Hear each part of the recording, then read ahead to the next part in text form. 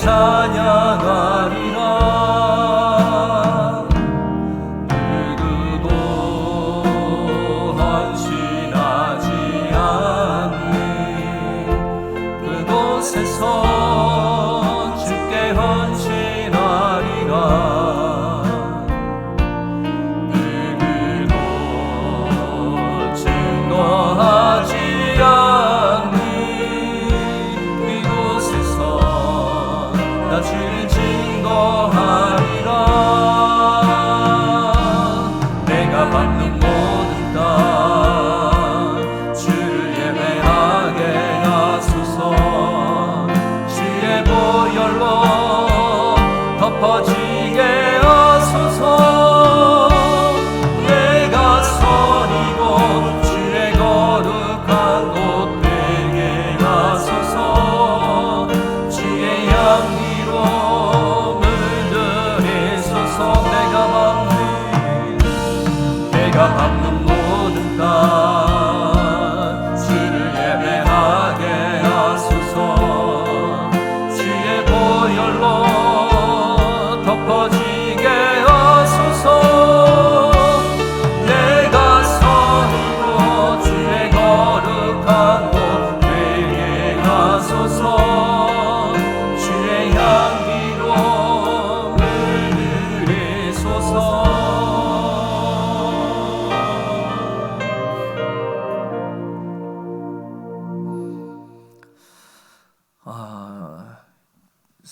세계의 이 안전 보건부인가요? 여기에서 이제 코로나19를 종식을 선언할까 말까를 좀 고민하고 있다고 하죠.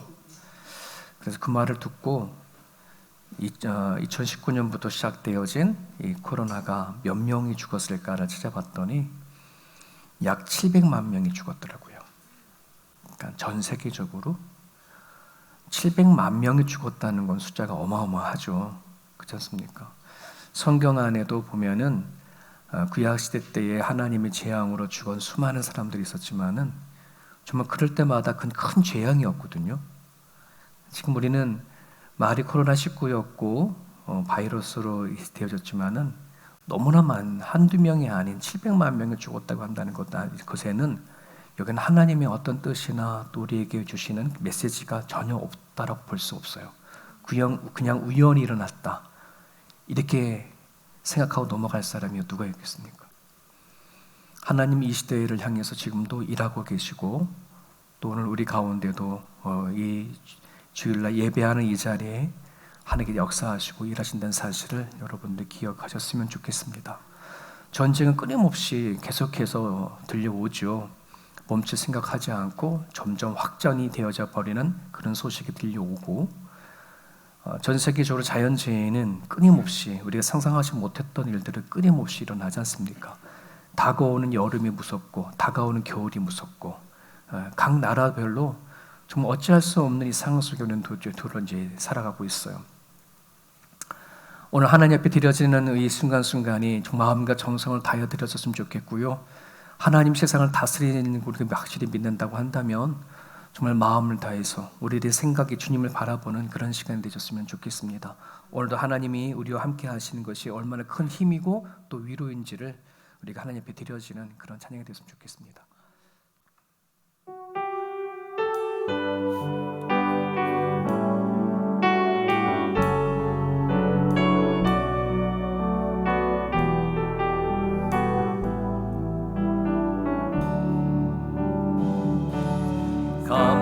감사해요. 깨닫지 못했었는데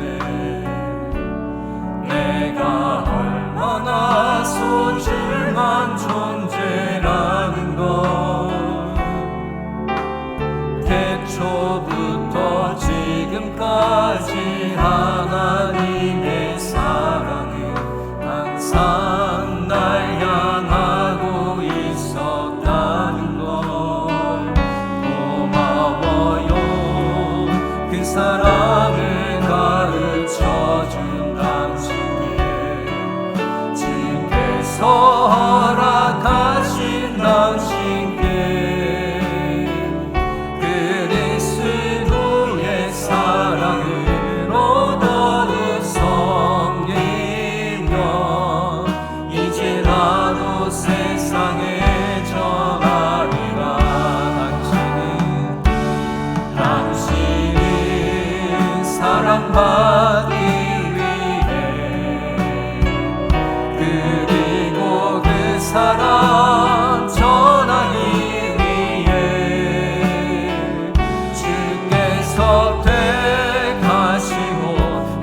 땅에 심으셨네. 또 하나의 열매를 바라시며. 우리 한 번 더 고백할게요. 감사해요. 깨닫지 못했었는데 내가 얼마나 소중한 존재라는 걸. 태초부터 지금까지 하나님의 사랑이 항상 날 향하고 있었다는 걸. 고마워요. 그 사랑을 가르쳐준 당신께, 주께서 허락하신 당신께 그리스도의 사랑으로 더욱 성리면 이제 나도 세상에 전하리라. 당신은 사랑받기 위해, 그리고 그 사랑 전하기 위해 주께서 택하시고 이 땅에 심으셨네. 또 하나의 열매를 바라신 당신이 사랑받기 위해, 그리고 그 사랑 전하기 위해 주께서 택하시고 이 땅에 심으셨네. 또 하나의 열매를 바라시며. 주님의 마음을 찬양합니다.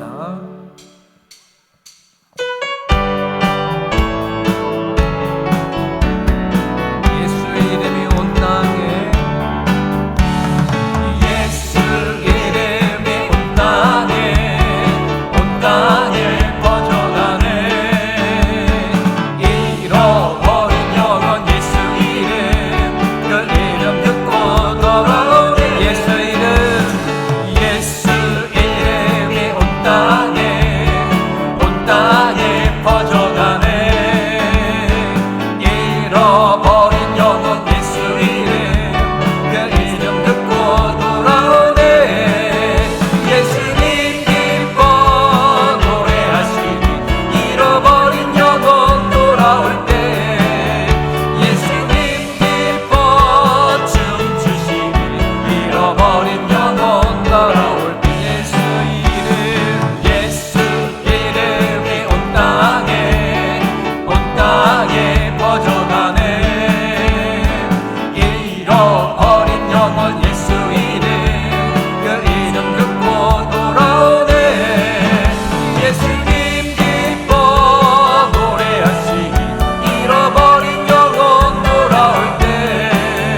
예수님 기뻐 춤추시니 잃어버린 영혼 돌아. 예수님 기뻐, 예수님 기뻐 노래하시니 잃어버린 영혼 돌아올 때. 예수님 기뻐 춤추시니 잃어버린 영혼 돌아올 때. 예수 이름이 온 땅에 선포되네. 하나님의 나라 열방 중에 임하시네. 하나님 기뻐 노래하시니 열방이 듣게 돌아오게.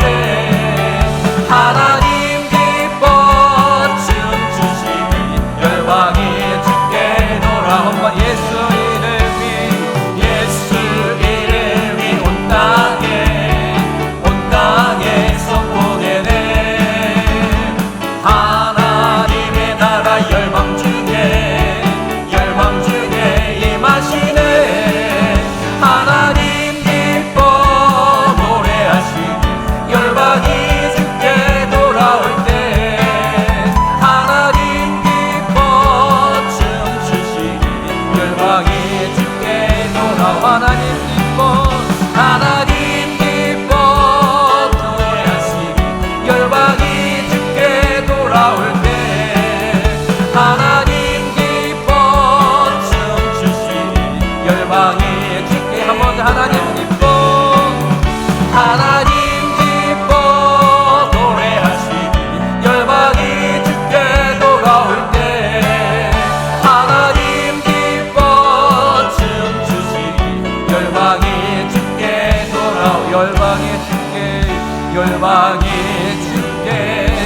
돌아올 때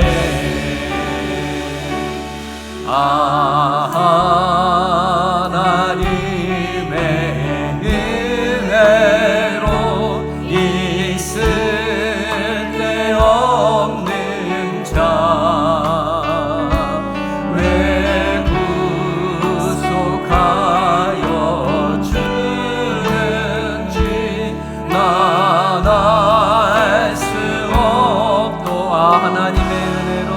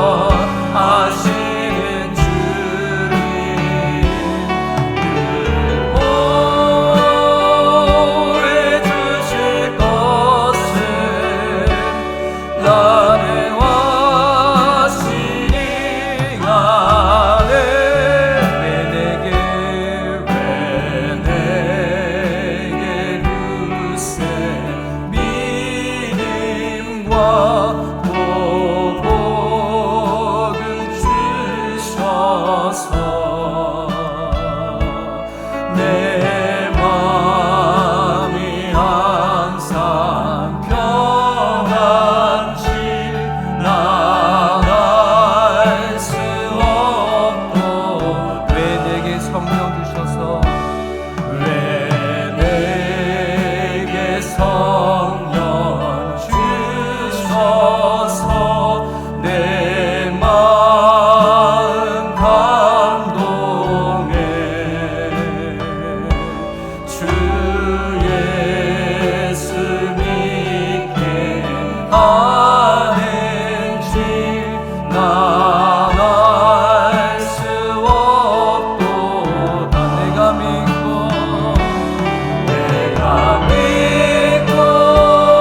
또 의지하는 내 모든 영원하신 주님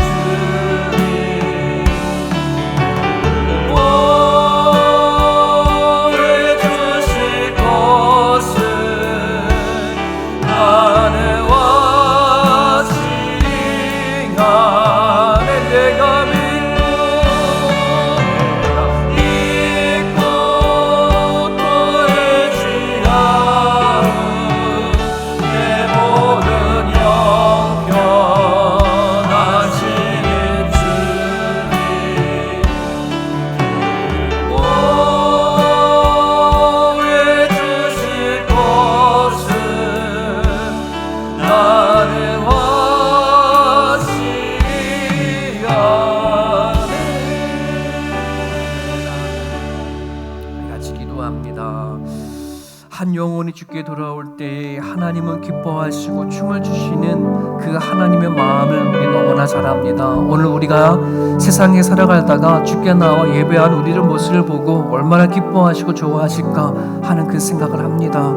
여러분, 우리를 창조하시고 지으신 하나님 앞에 나왔습니다. 우리의 모든 형편을 아시는 것 그 자체가 복이고 그 자체가 은혜라고 믿습니다. 이 시간 여러분 하나님 앞에 기도하십시오. 하나님, 내 모든 형편을 아시는 여러 하나님 앞에 여러분의 고민과 아픔을 내어놓고 기도했으면 좋겠고요. 오늘도 말씀과 또 기도 가운데 하나님 함께 달라고 기도하시고 이 땅을 다스리시고 이끌어 나가신 하나님께서 하나님 보호하여 주십시오. 인도하여 주십시오. 주님 날아갈 때까지 우리들의 인생을 책임져 주십시오라고 하는 그 기도가 있기를 원합니다. 오늘도 이 땅에 드려지는 수많은 예배 가운데 하나님 영광 받아달라고 기도하시고요. 아버지 하나님 앞에 오늘 삶을 내려놓고 나가는 귀한 시간 되달라고 또 이 시간 기도했으면 좋겠습니다. 우리 같이 한 목소리로 기도하기 원합니다. 하나님 아버지 하나님 감사하며 기도합니다. 오늘도 우리 이 자리에 있게 하시고 붙잡아 주신 하나님 아버지 진심으로 감사를 드립니다. 성령께서 이 시간 우리 가운데 다가와 주시고 하나님 아버지 붙잡아 주셔서 아버지 하나님 주 앞에 나가는 귀한 시간들마다 우리 가운데 하나님 함께 붙잡아 주시기를 간절히 바랍니다. 아버지 하나님, 세상은 점점 아버지 하나님 악해져 가고 세상은 점점 예측할 수 없는 시대 속에 살아갑니다. 저희들은 하나님 아버지 하나님 이 자리에 나와서 하나님 앞에 나와 예배하는 이 시간들이 우리들에게는 얼마나 소중하고 귀한 것인지 깨닫고 알 수 있는 시간이 되어갈 수 있도록 하나님 아버지 하나님 붙잡아 주시고 인도하여 주시기를 주님 앞에 기도합니다. 여호와 하나님 아버지 하나님 붙잡아 주세요. 하나님 아버지 인도하여 주십시오. 아버지 하나님 우리 통해서 역사하시는 하나님의 것을 깨닫고 나갈 수 있도록 아버지께서 인도하여 주셔서 우리가 하나님 앞에 얼마나 소중한 존재인 것인지 하나님 우리를 통해서 일하시고자 원하는 것이 얼마나 귀한 것인지 알고 살아갈 수 있는 우리의 모습이 되어갈 수 있도록 하나님 아버지 하나님 붙잡아 주시고 아버지께서 인도하여 주시기를 간절히 바라고 기도합니다. 하나님 아버지 하나님 우리가 주를 믿고 의지합니다. 우리들의 모든 형편을 아시는 하나님 아버지 우리의 생각을 내어놓고 우리들의 마음을 내어놓고 나아가오니요 하나님이여 붙잡아 주시고 인도하여 주시옵소서. 오늘도 하나님 앞에 나와 기도하는 하나님의 권속들을 기억하여 주시고 이들이 주께 나아가고자 원할 때에 하나님 아버지 하나님 힘들어하는 그의 모든 삶 가운데 붙잡아 주시고 우리 하나님 도와주시고 아버지께서 인도하여 주셔서 주께 세워나가게 부족함이 없는 귀한 시간이 갈 수 있도록 하나님 아버지 하나님 인도하여 주시옵소서. 하나님의 나라 열방 중에 하나님이 원하시는 하나님 앞에 나아갑니다. 하나님 붙잡아 주시고 아버지께서 도우시고 아버지께서 역사하여 주셔서 우리를 보호하시고 인도하시는 하나님 앞에 전적으로 의지하고 나가는 우리들의 모습 되어갈 수 있도록 하나님 아버지 하나님께서 인도하여 주시옵소서. 주께 나와 간구와 기도하는 주의 백성들을 기억하여 주시고 오늘도 하나님께 드려진 저희들의 예배가 하나님 앞에 기쁨으로 받아주시기 원하오니 하나님 붙잡아 주옵소서. 우리에게 굳센 믿음을 주시고 우리에게 복음을 주셔서 하나님 이 세상 살아갈 때 주님 바라보고 살아갈 수 있도록 인도해 주심을 감사합니다. 어떤 상황 어떤 형편 가운데 있다 할지라도 하나님 붙잡고 살아가기 부족함이 없도록 아버지께서 인도하여 주셔서 우리가 살아가는 모든 삶의 주인이 되어 주시옵소서. 우리 살아가는 데 있어서 주께서 인도하여 주옵소서. 주께 앞에 고백하고 나아갑니다. 하나님께서 인도해 주시니사 우리 주 예수 그리스도 이름 받들어 감사하며 기도합니다. 하나님 잡아 주시옵소서. 사랑과 은혜가 풍성하신 하나님, 한 주간 세상 속에 살다가 거룩한 주님의 성전에 모여 예배드리게 하시니 감사합니다. 온 성도가 한 목소리로 찬양하고 예배할 때 모든 영광 받아주시고 저희가 예배할 때 성령의 기름 부으심을 넘치도록 부어주옵소서. 지치고 상한 마음이 있다면 오늘 예배를 통하여 회복하게 하시며 또 모든 불신앙이 떠나가게 하시어 감사가 회복되게 하옵소서. 오늘 어린이 주일을 맞이하였습니다. 유아부, 어린이부, 청소년부에 많은 어린아이들이 있습니다. 어려서부터 복음이 각인, 뿌리, 체질이 되게 하시어 말씀으로 성장하게 하시고 하나님께서 주시는 지혜로 공부하고 운동하고 하게 하옵소서. 또 좋은 만남의 축복을 허락하시어 학교에서 학원에서 기도의 동력자를 만나게 하시고 복음 안에서 인도받는 미래의 중직자가 되게 하옵소서. 그리고 교사 선생님들을 위해서 기도합니다. 교사 선생님들께 영적인 힘을 더하여 주시어 하나님께서 주시는 지혜와 명철로 아이들을 지도하고 양육할 수 있게 하여 주옵시며 영적인 눈이 열리게 하시어 육신적인 눈으로 볼 수 없는 아이들의 마음을 보게 하여 주옵소서. 여린 마음, 상처난 마음, 아픈 마음을 보듬어주는 사랑이 넘치는 선생님들이 되게 하여 주시고 그 가르치는 손길이 피곤하고 지치지 않도록 보듬어 주시고 어루만져 주옵시며 하나님께서 준비하신 교육자를 보내주시어 아이들이 더 풍성한 말씀으로 양육될 수 있게 하여 주옵소서. 말씀을 전해주시는 이상배 담임 목사님과 김행선 목사님 그리고 찬양을 인도하시는 김시환 목사님을 위하여 기도드립니다. 목사님들께 성령 충만과 영력, 지력, 체력, 인력, 경제력을 허락하여 주옵시고 가시는 발걸음 복음의 빛이 비추어 모든 흑암 저주가 무너지게 하시고 피곤치 않도록 인도하여 주옵소서. 그리고 마다가스카르에서 복음을 전하시는 김시환 목사님의 선교길을 무사히 마칠 수 있도록 끝까지 인도하여 주옵소서. 그리고 케냐, 인도, 대만, 태국, 코트디부아르, 마다가스카르에 계시는 선교사님들을 위해서 기도합니다. 저희가 가지 못하는 그 땅에서 하나님의 말씀을 전하시는 선교사님들을 축복하여 주옵시고 그곳에 있는 모든 흑암들이 무너져 복음의 빛이 곳곳에 비추게 하여 주옵시며 건강의 축복과 경제적인 축복을 허락하시어 사역을 하는데 어려움이 없도록 차고 넘치는 축복을 부어 주옵소서. 그리고 한우분들을 위해서 기도합니다. 암, 치매, 당뇨, 아토피, 신장투석 등 육체적 정신적인 병마로 하루하루 힘들어하시는 분들이 있습니다. 하나님, 그분들을 찾아가 주시고 어루만져 주시어 치유의 역사가 일어나게 하여 주옵시며, 수술하고 회복하는 모든 단계에서 몸도 마음도 지치지 않도록 천군 천사를 보내시어 지켜 주옵소서. 또 병간호를 하는 가족들의 손길도 보듬어 주시어 상처받지 않고 낙담하지 않게 하시며, 돕는 손길이 지치지 않도록 축복하여 주옵소서. 또한 여러 부서에서 섬기는 귀한 손길들이 있습니다. 그 귀한 손길들을 기억하여 주시고 그분들의 수고와 땀을 축복해 주옵소서. 모든 성도들이 드리는 헌신이 온전히 하나님께 드려지는 헌신이 되게 하시고, 시험 들고 낙담하게 하는 사단 마귀를 예수 그리스도 이름으로 떠나가게 하옵소서. 각 가정들을 위하여 기도합니다. 아직 복음 안에 들어오지 못하고 또 종교 생활을 하는 가정들이 있습니다. 각 가정들이 말씀으로 양육되게 하시고 복음이 깊이 뿌리 내리게 하시어 믿음으로 세워지는 가정들이 되게 하여 주옵소서. 그래서 안수 집사로, 권사로, 장로로 세워지고 교회를 섬기고 하나님의 말씀에 순종하는 중직자로 세워지게 하옵소서. 그리고 저녁에는 내 죄를 회개하고 아침에는 다른 사람을 위해 축복 기도하는 세움교회 성도들이 되게 하옵소서. 모든 말씀 감사드리며 우리를 구원하신 예수 그리스도 이름으로 기도드렸습니다. 아멘. 우리 신앙을 고백합니다. 나는 전능하신 아버지 하나님, 천지의 창조주를 믿습니다. 나는 그의 유일하신 아들 우리 주 예수 그리스도를 믿습니다. 그는 성령으로 잉태되어 동정녀 마리아에게서 나시고 본디오 빌라도에게 고난을 받아 십자가에 못 박혀 죽으시고 장사된 지 사흘 만에 죽은 자 가운데서 다시 살아나셨으며 하늘에 오르시어 전능하신 아버지 하나님 우편에 앉아 계시다가 거기로부터 살아있는 자와 죽은 자를 심판하러 오십니다. 나는 성령을 믿으며 거룩한 공교회와 성도의 교제와 죄를 용서받는 것과 몸의 부활과 영생을 믿습니다. 아멘. 아멘.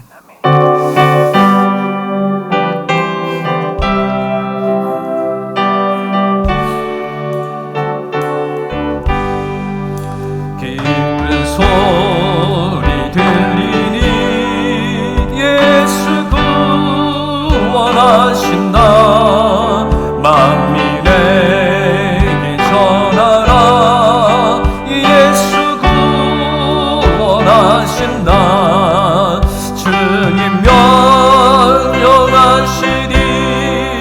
산을 넘고 물 건너 온 세상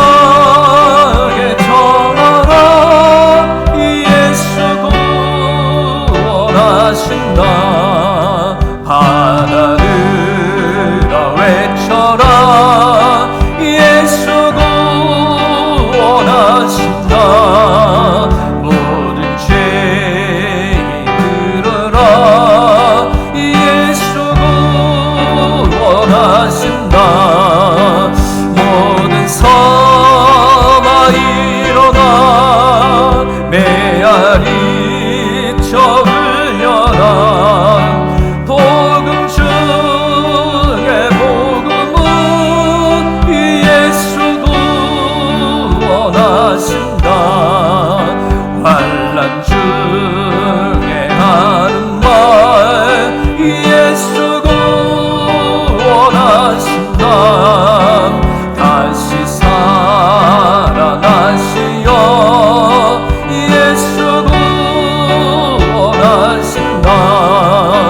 지은 죄로 인하여 슬픈 마음이 있어도 숨질 때에 내 할 말 예수 구원하신다. 바람들아 외쳐라.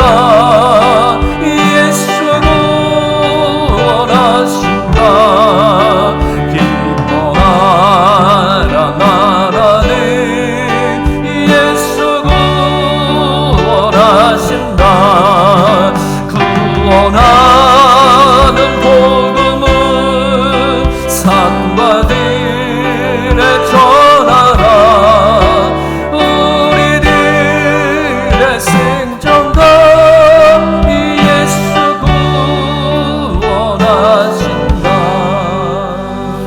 아멘. 아멘. 이 찬양 부르면요 똑같던 전도사 시절이 생각나요. 신학교 시절에 신학교 시절에 이제 밖 길거리 나가서 이렇게 외치는 훈련이 있어요.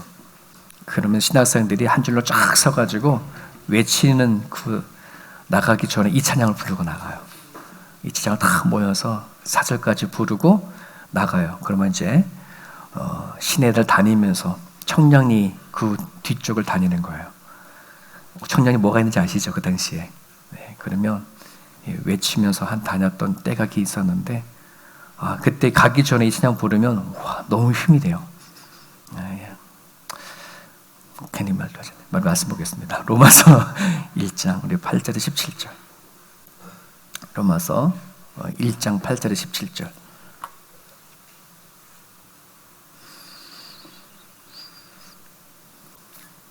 우리 8절에서 17절까지 같이 한 목소리 있습니다. 시작. 먼저 내가 예수 그리스도로 말미암아 너희 모든 사람에 관하여 내 하나님께 감사함은 너희 믿음이 온 세상에 전파됨이로다.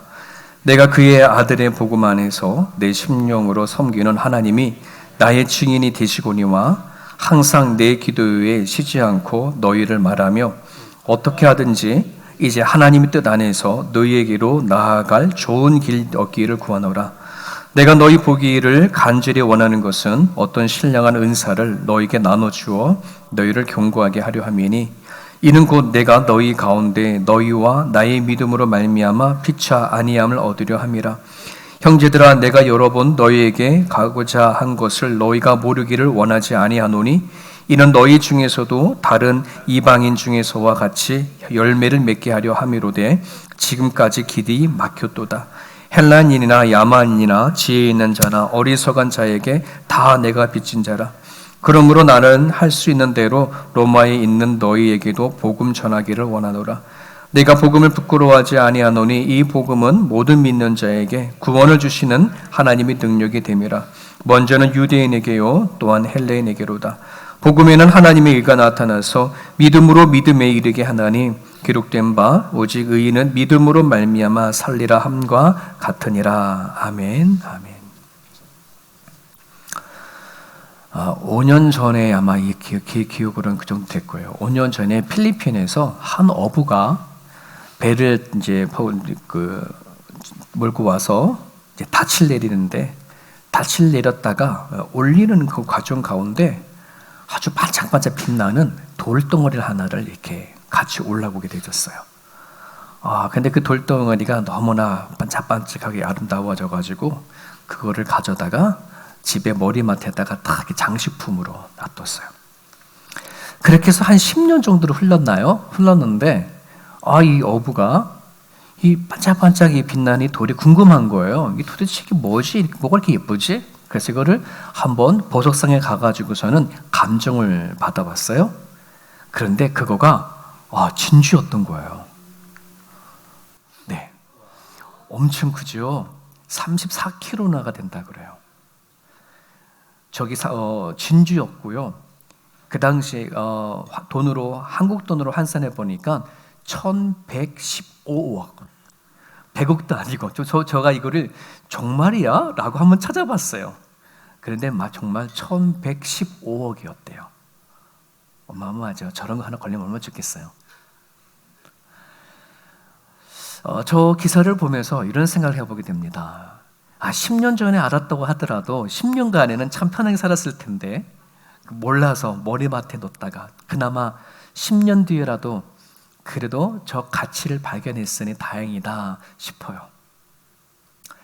여러분, 우리는 너무 존귀하고 너무 가치 있는 것을 알아보지 못하고 그냥 우리는 옆에 두고 살아가는 경우들이 되게 많거든요.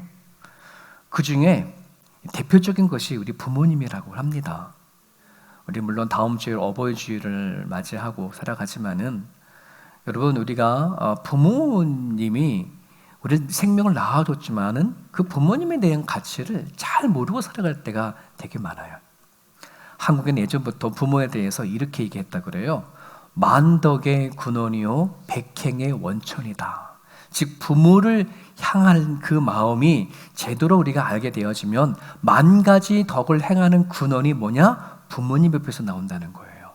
그리고 100가지의 행동의 원천이 어디서부터 출발되느냐? 부모님을 통해서 물려받는다는 거죠.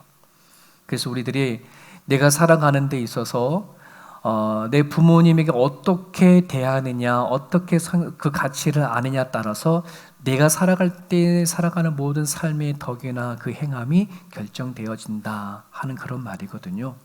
근데 우리는 막상 살아가다 보면 특히 이민자들은 부모님과 많이 떨어져 살잖아요. 많이 떨어져 살다 보니 정말 그 가치를 알고 싶어도 알지 못하는 경우가 참 우리 이민자가 가지고 있는 서름이고 아픔이라고 생각이 되어집니다만은 그만큼 가치고 소중한 건데요. 여러분, 우리가 낳아주신 부모님의 가치도 이렇게 큰데 하물며 우리가 받은 복음, 우리 안에 찾아오신 예수님의 그 가치는 얼마나 클까? 이 가치를 우린 정말 누리며 알며 살아가는가 하는 것을 전하고 싶어요. 오늘의 메시지 안에서는. 여러분, 아까 그 1115억이 되어지는 그 진주의 가치를 알았다면 이 물고기만 잡고 살던 어부가 계속해서 어부만 살겠습니까? 아니죠. 당장 팔고 집 사고 타 사고 뭐 그동안 하고 싶은 거 다 했을 거 아니에요. 그렇지 않습니까? 여러분, 오늘 우리들이 가지고 있는 예수 그리스도의 이 복음이 예수님이 1115억보다 못할까? 이런 생각을 좀 해보게 되어집니다. 부끄러운 모습이지만 제가 예전에 그 성경 공부하면서 성도들한테 이렇게 제 솔직히 고백을 했어요. 뭐냐면 만약에 누군가가 저한테 와가지고 100억을 주면서 목사님 세움교회 그만하고요 가서 좀 쉬십시오 라고 말하면 난 그 100억을 받고 은퇴를 할까? 제가 은퇴할까요? 당연히 은퇴하죠. 이렇게 마음을 딱 가지니까요, 제 마음이 해결가 되는 거예요. 내가 예수님을 믿고 지금 목회를 하면서 예수님을 전한다고 하는데 과연 나는 이거밖에 안 되나? 내 안에 있는 예수는 이거밖에 안 되는가?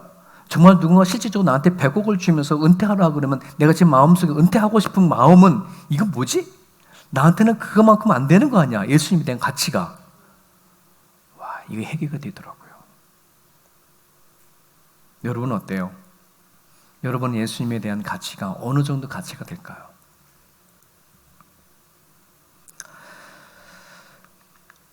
오늘은 바울이 받은 복음, 그 복음을 지금 로마서에 있는 성도들에게 알려주고 싶은 거거든요. 지난주 말씀드렸던 것처럼 로마의 교회는 평신도 위에서 세워진 교회예요. 어떤 교육자나 누가 하는 사도가 진짜 복음에 대해서 구체적으로 가르쳐져 세워지는 그런 교회가 아니거든요.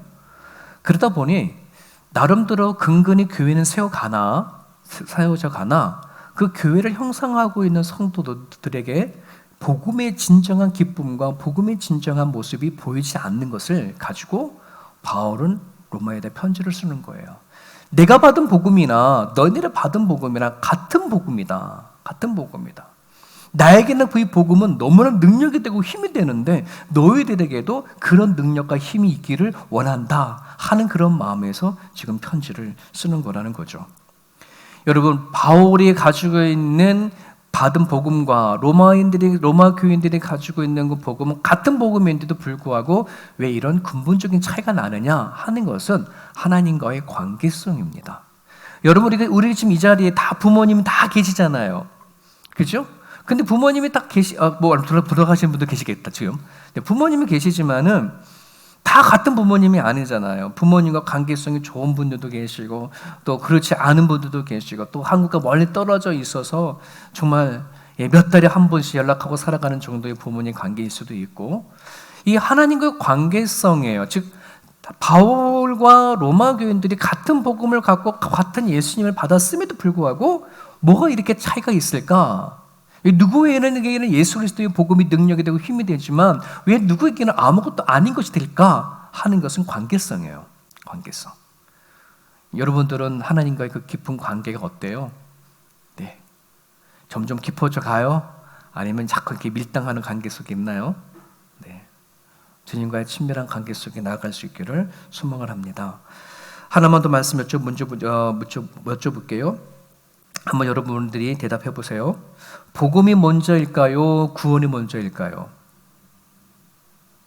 복음이 먼저예요? 구원이 먼저예요? 네? 네. 복음이 먼저예요? 구원이 먼저예요? 구원? 네.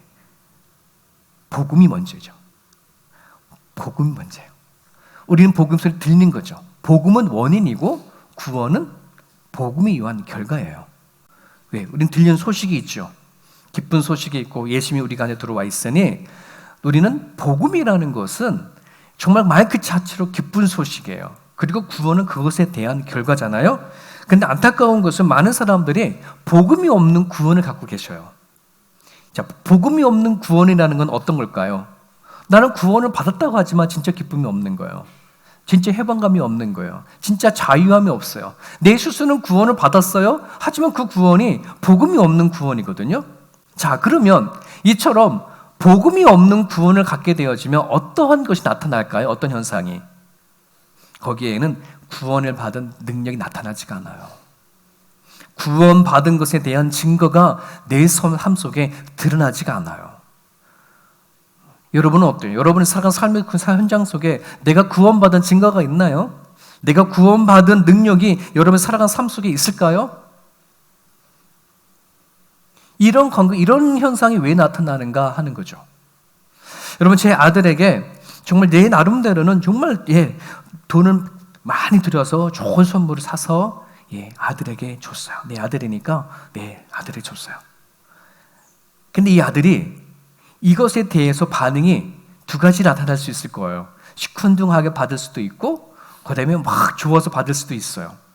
시큰둥하게 받을 수 있는 것은 내가 준 것이 가치가 얼마인지 잘 모르면 정말 저한테는 큰 돈을 투자해서 줬지만은 이 아이가 이것에 대해서 가치를 모르거나 또 자기 마음에 안 맞으면 그냥 시큰둥하게 그냥 고마워요 하고 말 뿐이지. 하지만 그 선물이 이 아이에게 가치가 얼마나 귀한 거냐에 따라서 난리 날 거예요. 방방 뛰고 할 거예요.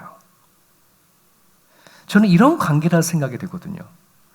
여러분, 우리가 말하는 복음이라고 하는 것은 기쁜 소식이고 하나님이 주신 선물인데 과연 하나님이 나한테 주시는 이 선물이 얼마나 가치가 있고 힘이 되는가 하는 부분인데, 여러분, 바울에게는요 그 복음이 자기 중심의 생각을 다 버릴 만큼 충분한 복음이었었어요. 자신의 비전과 삶의 목적을 하나님께 두기에 충분한 것이 바울이 받은 복음이라는 말이에요. 여러분들에게는 어떻습니까? 여러분의 사고방식과 또 여러분의 삶의 비전을 하나님께 고정시키기에 충분한 분이 예수님인가요? 나의 열등감, 나의 부족함, 나의 부정적인 생각을 버리기에 충분한 것이 복음인가요? 내가 받은 복음인가요? 예전에 우리 부활절 때 김영기 선교사님 잠깐 왔다 갔죠? 김영희 선교사님이 늘 하던 말이 있습니다. 복음이 다냐? 그럼 뭐라 그래요?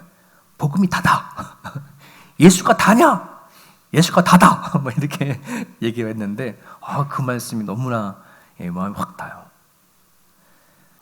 우리가 정말 받은 복음이 그게 너무나 소중하고 귀한 줄 알면 우리는 그렇게 외쳐야 되거든요. 예수가 다다. 나한테 복음이 다다. 이렇게 외쳐야 되어지는데 우리는 내가 받은 복음에 대한 것이 정확히 잘 깨닫지 못하면 그 가치를 모르면 우리는 그 다가 아니죠. 플러스 알파 뭐가 더 있어야 된다고 생각하는 거예요. 바울이 보낸 갈라디아서의 핵심 바로 그거거든요. 갈라디아 교회인들이 예수 말고 다른 것이 더 필요해라고 생각했던 것이 갈라디아 교회의 성도들의 갖고 있는 이단적인 사상이었어요. 그래서 바울이 갈라디아서 쓰면서 아니야, 예수는 다야, 예수가 충분해, 예수는 구원받기 충분해, 이거를 갈라디아서를 통해서 계속해서 알려주는 거거든요. 저와나 여러분들이나 예수님이면 충분하다, 예수님은 다다 하는 그런 고백이 있었으면 좋겠어요.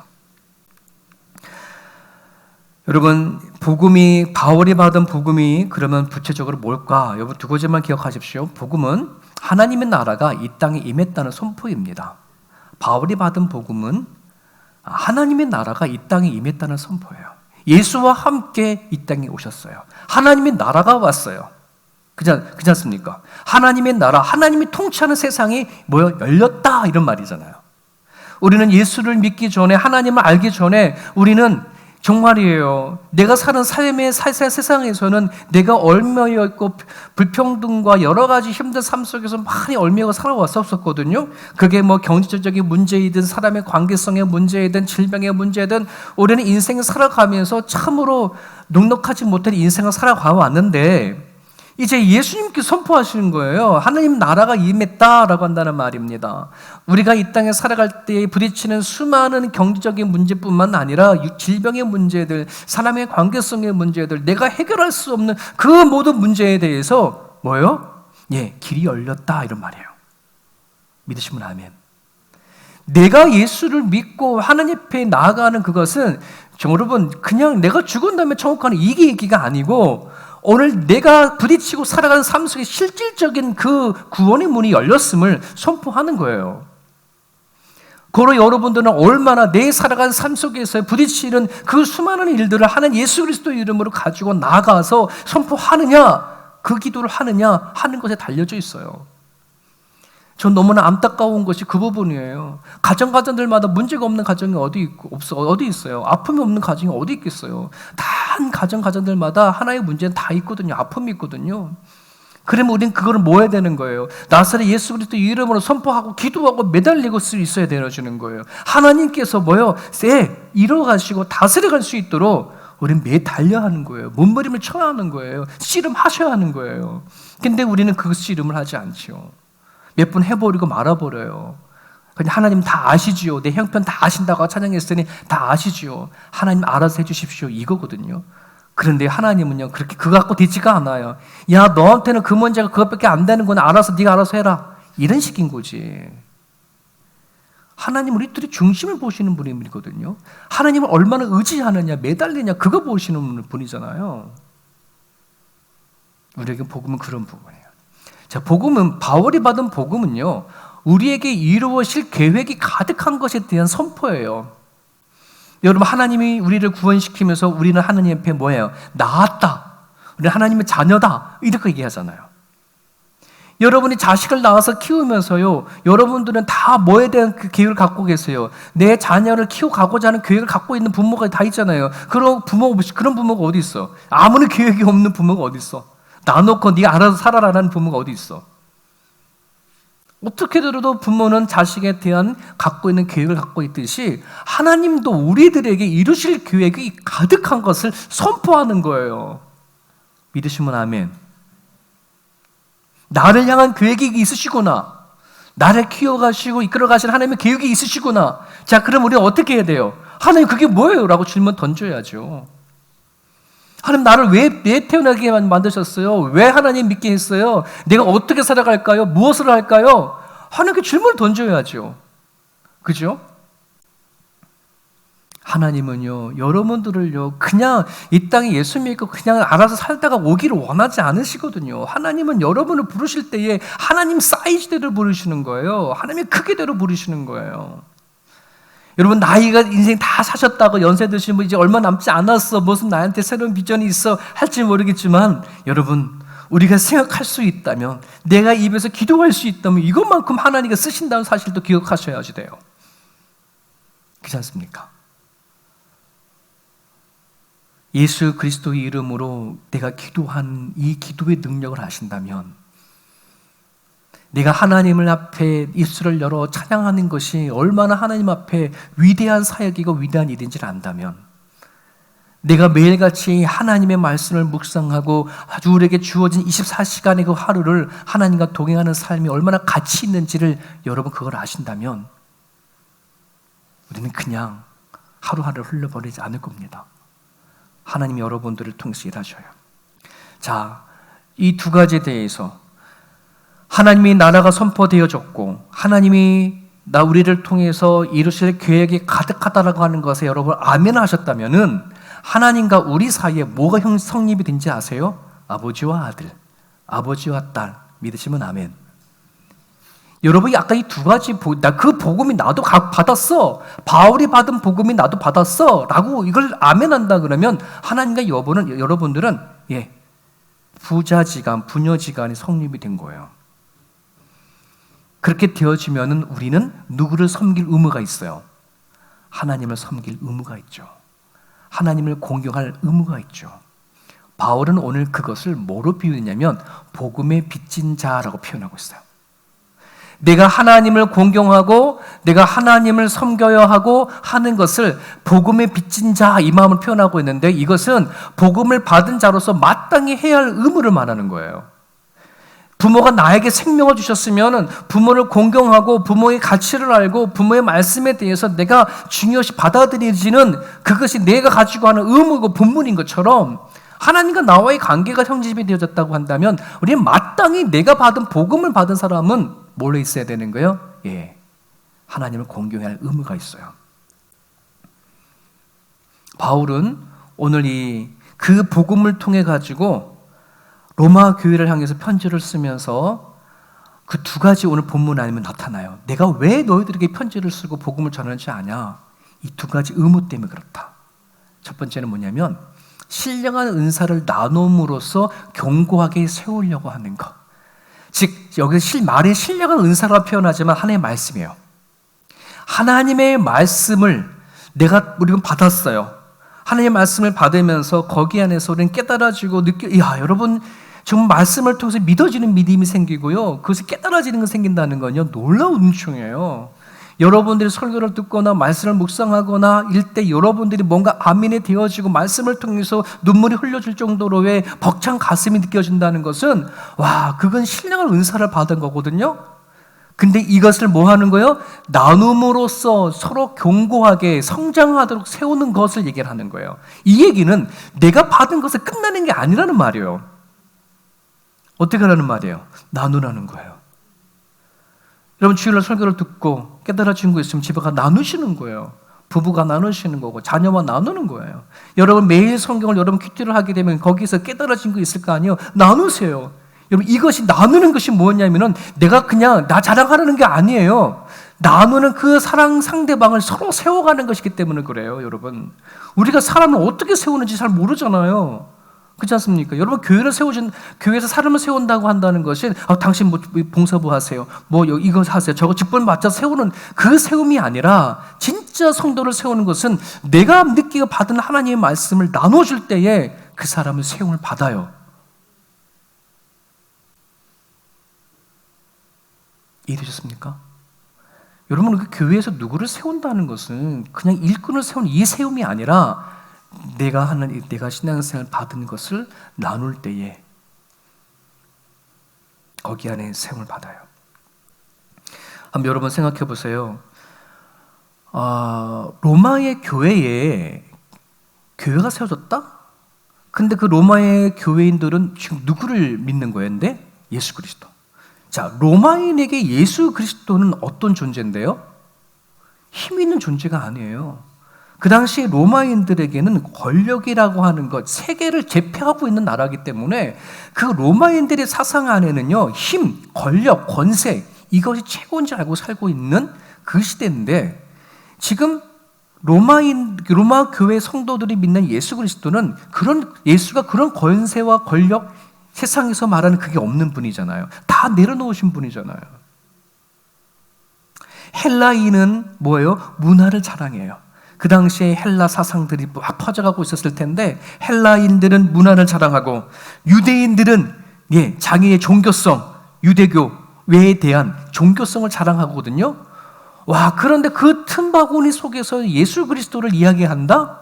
그 예수가 어떤 예수님인데 십자가 못 박혀 돌아가 죄인처럼 죽으신 분이신데 죽으시고 부활하셔서 이 얘기를 하실 텐데 정말 예수님이 살아생전에 막 다 복음을 전하시면서 앉은 병을 일으키시고 병든 자를 치료하시고 죽은 자를 살리시는 기적 같은 일들이 막 일어난다고 한다면 거기 로마 교인들이 바깥 나가서 신나게 복음을 전하겠지만 그것도 아니잖아. 다 일어난 이야기잖아.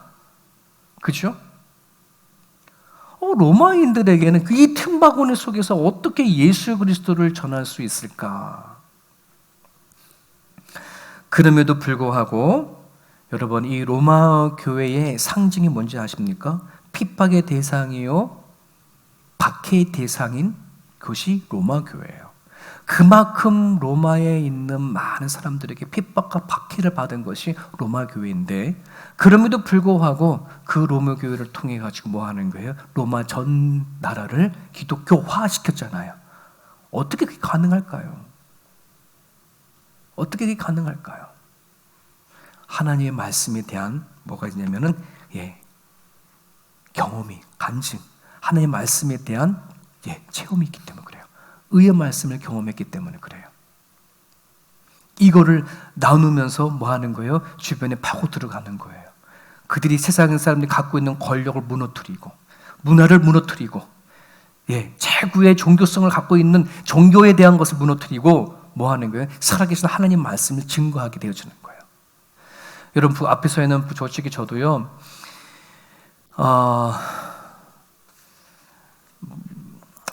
양가 집안에서 유일하게 하나님을 믿어서 가정 안에서 신학을 하게 되어졌잖아요. 근데 부끄러운 모습이지만은 나를 만나서 찾아오신 하나님에 대한 그 마음을 가지고 내 친척 집들에게 얘기를 못 하겠는 거예요. 내가 이제 하나님을 믿고 신학의 길을 걸어간다라고. 막 그렇게 얘기를 하게 되면 뭐 하냐 그러면, 말을 하지 않았지만 뒤로 오는 얘기가, 네가 지금 신학할 때냐, 네가 지금 공부할 때냐, 아버지 일찍 돌아가셨으니 집안 가정 살리고 돈 벌어 해야지, 네가 그럴 때가 아니야, 막 이런. 네가 목사가 된다고? 야, 그 당시에 제가 잘할 때만 해도 목회자들 같은 인기가 없었고 막 그랬을 때거든요.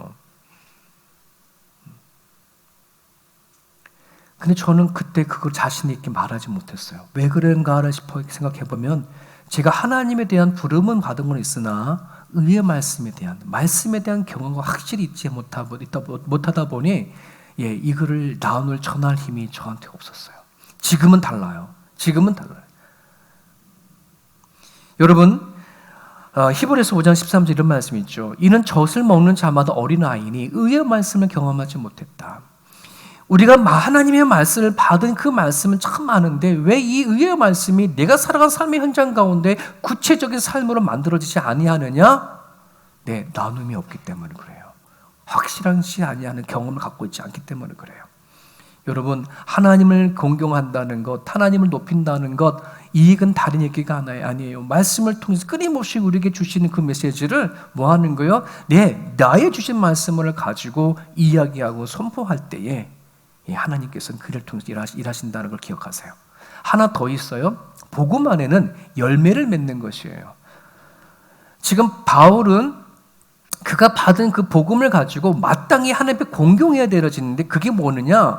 내가 복음을 하나의 씨앗을 받았다면 이 복음의 씨앗은 반드시 뭐가 되어야 된다? 열매를 맺혀야 되는 거. 이것을 가지고 하나님께 영광 올려드리는 거예요. 여러분, 자식이 성적 잘 나왔어요. 근데 이 자녀가 세월이 흘러가면 성장해야죠. 키가 자라고 지식이 자라고 성장해야 돼야 되는데 자라지 않으면 아픈 거잖아요. 힘든 거잖아요. 그죠? 자라지 않는 것 자체가 부모에게는 아픔이 되는 것처럼, 여러분, 오늘 우리가 복음을 받았어요. 하나님의 말씀을 받았어요. 이것이 자라지 아니하게 되어져 버리면, 여러분, 정말 우리는 내가 하나님에 대한 구원받은 사실이 맞아? 하나님 내 아버지야? 라고는 질문 던질 수밖에 없어요. 여러분, 지난 주일날 제목이 뭐예요? 복음의 싹을 틔우는 조건이라고 말씀하셨잖아요. 우리가 받은 복음이 있고 씨앗이 있다면 이거는 싹을 틔워야 되는 거예요. 싹을 틔워야 되는 거예요. 여러분, 17절에 보게 되어지면 바울은 이 열매에 대해서 뭐라고 얘기했냐면은, 하나님의 의가 나타나게 되어지면 뭐가 되어지는 거예요? 하나님의 믿음에 이르는 그 열매, 그다음에 믿음을 말미암아 산 열매 나타나는 얘기하는데요. 그래서 하나님의 의가 나타난다는 말은 하나님의 관계성이 만들어지면 이런 말이에요. 그러면 그 만들어진 관계 속에서 열매를 맺혀지는데, 자, 믿음에 이르는 열매와 믿음으로 말미암아 살아가는 두 열매가 만들어짐을 얘기를 하고 있어요. 우리가 흔히 사람들이 열매라고 한 얘기를 한다 그러면 믿지 아니하는 사람이 예수를 믿는 걸 가지고 열매를 얻었다라고 얘기를 하잖아요. 근데 바울이 말하는 열매는 그 열매를 얘기하지 않아요. 이미 예수 안에 들어오는 사람이 맺혀야 할 열매를 가지고 얘기하는 거예요. 근데 그 열매는 믿음에 이르게 하는 열매가 있고요, 믿음으로 말미암아 사는 열매가 있어요. 자, 그러면 믿음에 이르게 하는 열매는 뭐냐면은 이걸 성장이라고 얘기를 해요. 아까 지난 말씀드렸던 것처럼 씨앗이 있으면 싹이 튀고, 싹이 튀면 뭐가 돼요? 뿌리를 내리고 줄기를 뽑고 꽃을 피우고 열매를 맺는 요 과정이에요. 즉 우리가 하나님과의 의가 나타나면, 관계성이 나타나면은 반드시 이 성장의 단계가 이루어지는 거, 이거를 믿음에 이르게 하는 열매라 얘기해요. 이해되시죠? 그 다음에 믿음으로 말미암아 사는 열매라고 한다는 말은 이 씨앗이 뿌리를 내리고 성장하는 과정 가운데 그냥 온실 속에만 있으면 아무 문제가 되지가 않아요. 하지만 이 열매를 맺혀가는 과정에 뭐가 있어요? 비바람도 맞아야 돼요. 뜨거운 태양도 맞아야 돼요. 추위도 있을 거예요. 그죠? 그리고 병균도 있었을 거고, 이러한 것을 얘기하는 거예요. 그냥 심는다고 하루아침에 열매 맺는 게 아니라 수많은 주변의 환경, 이해되지 못하고 받아들이지 못하는 수많은 일들을 극복해 가고 이겨나가는 모습을 믿음으로 말미암아 사는 열매다라고 표현하는 거예요. 여러분, 우리 인생을 살아보니까요, 그렇더라고요. 우리가 이해되어지지 못하거나 뭔가 분명 깨달아지지 못한 일들이 생기면 그것이 이해가 될 때까지 우린 씨름하고 막 나가요. 그래서 그런 과정 가운데 서로 상처를 주기도 하고 상처를 받기도 하고 하는 일들이 되게 많거든요. 근데 여러분, 지금까지 살아오면서 여러분들의 이해가 되어지는 삶이 얼마나 되어졌을까요? 여러분 쉽게 받아들이고 용납하는 일들이 얼마나 많아요? 별로 없을 거라고 생각이 되어지거든요. 하지만 오늘 내 안에 믿음이 들어와 있고 하나님께서 나를 어떻게 이끌어 가시겠다라고 하는 하나님의 그 계획을 갖고 있는 사람들에게는요, 내 생각으로 이해가 되지 아니하여도, 내 마음으로 받아들이지 못한다고 할지라도 우리는 무엇으로 받아들일 수 있을까? 예수 그리스도. 하나님 앞에 이해될 수 있어요. 하나님으로 인해서 받아들일 수 있는 힘이 생긴다는 거예요. 그것이 바로 믿음으로 말미암아 사는 열매입니다. 사랑하는 여러분, 오늘 우리들이 그리스도인들이 기도를 하잖아요. 기도는 뭔가를 피하기 위해서 하는 것이 아니고요, 넘어가기 위한 것이라는 사실을 기억하십시오. 여러분이 부딪힌 여러 많은 일들이 있을 거예요. 그거를 피해서 하기 위한 것이 아니라 넘어가는 힘. 왜? 우리는 성장하고 자라면은 우리는 넘어갈 수 있어요. 말씀을 정리할게요. 여러분, 하나님과 저와 우리들 관계 안에는요, 복음이라고 하는, 즉 하나님께서 우리 가운데 주신 말씀을 통해서 하나님의 자녀가 되어졌어요. 하나님과의 깊은 관계 형성이 만들어졌어요. 그 관계성 안에서 우리가 어떤 존재인지를 분명히 알게 되어지면은, 우리가 어떤 능력을 받았는지, 또 하나님과 어떤 관계인지를 알게 되어지면요, 여러분, 우리는 정말이에요, 이 주어진 세상이 어떠한 세상이라 할지라도 능히 이겨낼 수도 있고 견뎌낼 수 있음을 우리는 믿었으면 좋겠습니다. 하나님이 날 선택해 주시고 동행하는 것이 얼마나 큰 은혜인 것인지 여러분 경험하시고, 여러분 살아간 삶의 현장 가운데 깨달아지고 또 알게 되어진 말씀이 있으면 같이 공유하시고 또 나눠주셨으면 좋겠습니다. 이 시간 우리 하나님의 말씀을 붙잡고 이 시간 기도했으면 좋겠습니다. 나에게 찾아온 그 복음이 그냥 죽은 복음이 되지 않도록, 그냥 어디 한 구석에 이렇게 장식으로 있는 그런 복음이 아닌 내 삶 속에서 드러나고 나타낼 수 있는 그런 구체적인 복음이 되어달라고 이 시간을 같이 한번 기도했으면 좋겠습니다. 기도하겠습니다.